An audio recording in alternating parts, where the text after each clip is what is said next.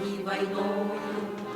Стала кружева избе, жизнь любили, 5 якутских сыновей уходили на защиту матери свои руки. Протянула сила зла, боль разлуки. В семью Малгиных пришла 2 Алеши, Петр, Вася, Спиридон, Запорожье. Одиночествами дом разгромила наша армия врага, много крыла, их свинцовая пурга у победы. Оказались братья и живые, и бессмертные сердца.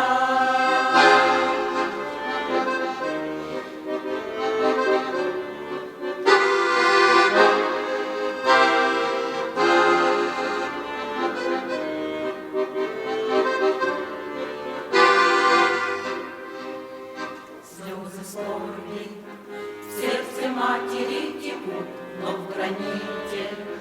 Братья Малгины живут, но живые. Они с матерью во сне и березы. Они плачут по весне над полями, где в боях горели дни журавлями. Возвращаются они, ох, сыночки, не устану я вас ждать и платочка. Маше седая,